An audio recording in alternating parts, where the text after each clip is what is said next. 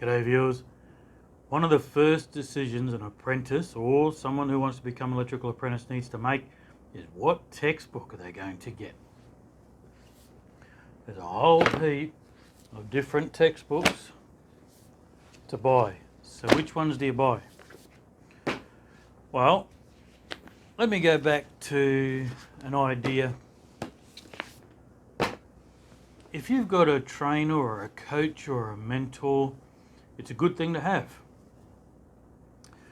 And a good coach would be able to explain something in a different way. So if you didn't understand something, they can explain it in a different way. But imagine if you could have 3 or 4 or 5 different coaches. So you get a different take on the information. That is a hell of a lot better. Imagine too if your mentor simply wrote you information on how to do something. If you didn't understand something in particular, you're lost. You can't say to them, what do you mean? So, same with a textbook. If you get just one textbook, and if there's something in that textbook that you don't quite understand, you're lost. You've got nowhere else to go. If you've got more than one textbook, you can go to other textbooks and you can see what they say on the subject. And usually you can then pick up quite easily what the information is. So if you're a parent and your child would like to become an electrical apprentice, or if they are an electrical apprentice, if you can, buy all the textbooks. If you're an employer, buy all the textbooks for your apprentice. If you have to buy just one set of textbooks, then buy the textbook that the TAFE that they're going to go to will use. You don't want them to go on to TAFE with different sets of books than what the college uses. Now, do I have a preference? Well, yes, it depends on where you are in the progress of your studies. For instance, if you're wanting to become an apprentice, at least get this textbook and the one that goes along with it, the practicals. Okay, so that's the textbook, Electrical Principles by Peter Phillips. That is super easy. Get that textbook, it's a lot easier to understand.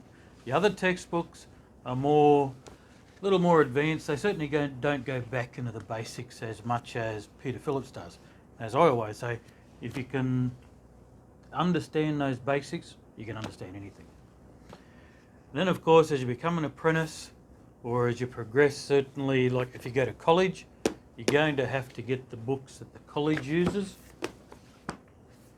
so as to make sure you can follow along with what they're doing. Now I find stupid mistakes in a lot of them, and that is another reason why to get other books. If you've got 3 sets, and let's say you've got an answer or an explanation in a book and it just doesn't quite make any sense, and you go to another textbook and it says something different, especially if it's like an equation or a formula and it's got something different, well, now you're really stuck, because which one do you go with?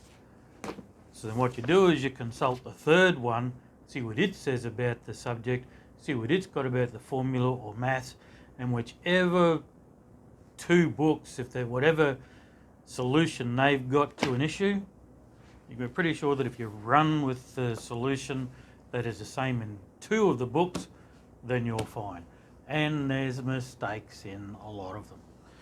This one here I find has got very, very few mistakes. However, I don't like their Star Delta Starter. It's really, really poor. But there's not too much else really that's wrong with it. So, in conclusion, you want to know what textbook to get? It's the same as like a mentor. You want as many mentors as possible, so you want as many textbooks as possible. So get all the textbooks you can. Yeah, you're looking at about $600, but if you went to university, you're probably looking at a couple of $1,000 a year. This is $600, $700 that will last you for decades. There's a lot of us guys at my age that have still got the textbooks that we had when we were at college. And the principles don't change. The products change, technology changes, electrical principles don't change. Why are they different now? A different way of explaining them, plus also now you look in these books, there's a lot of pictures. You look in the books when we're in college, not many pictures, and if it's pictures, they're usually just black and white grainy photos, or they're just drawings. So obviously picture paints 1,000 words, so they're easier to understand. But the electrical principles never change, so you can always keep those books and refer to them. Okay guys, hope it helps. See you tomorrow.